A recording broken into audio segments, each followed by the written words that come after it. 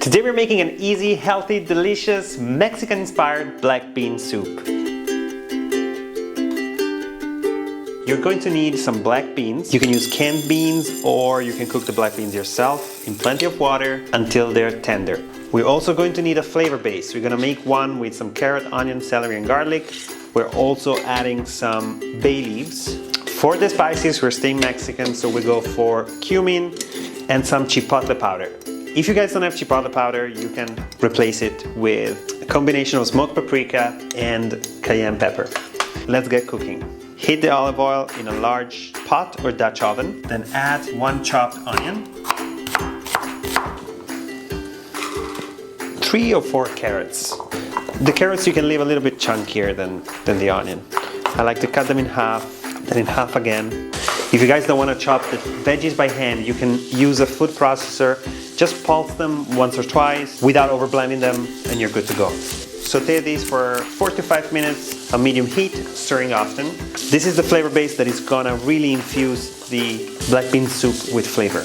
When the onions are translucent, we can add the garlic, pressed or minced, or you can also grate it. Then add ground cumin and chipotle powder. Chipotle powder is for smoky spiciness, and I think it's delicious with this soup. If you guys don't have chipotle powder because it's not your common spice, you can replace it with a teaspoon of smoked paprika and a pinch of cayenne pepper. Stir the spices in and toast them for about a minute or until you can smell their fragrant aroma. Time for the vegetable broth. Cooked black beans. If you use canned black beans, make sure to drain them before you add them to the soup. A can of diced or crushed tomatoes. The bay leaves, just a couple. Then season with salt and black pepper.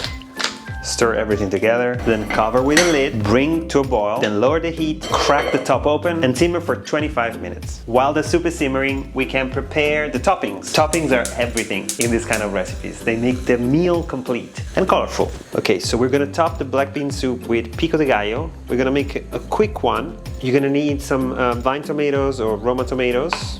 Chop them into small dice. You can discard some of the seeds and liquid if they're very watery. Then add the tomatoes to a bowl.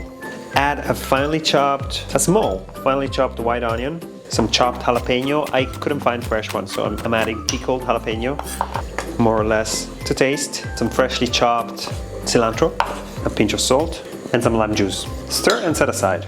Can you add other toppings?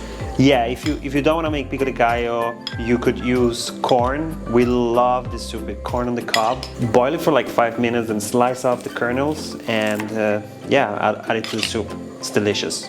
Okay, so the soup is now ready. It looks beautiful, it smells incredible. I can smell the chipotle, the smokiness, the spiciness. What I like to do now is to blend some of the soup with an immersion blender. Make sure the blender is made of metal so that it's not affected by the heat.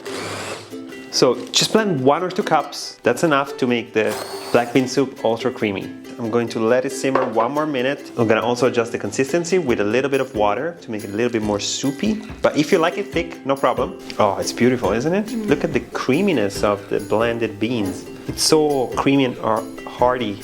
Hearty? Hearty. Hearty at the same time. Remember to always taste and adjust for salt. So good.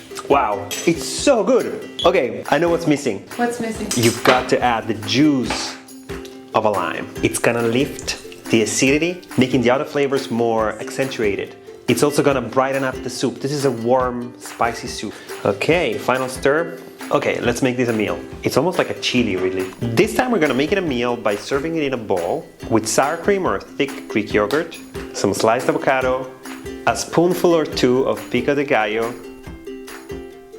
crisp tortilla chips, but you can also use brown rice or a slice of bread, and a generous squeeze of lime juice.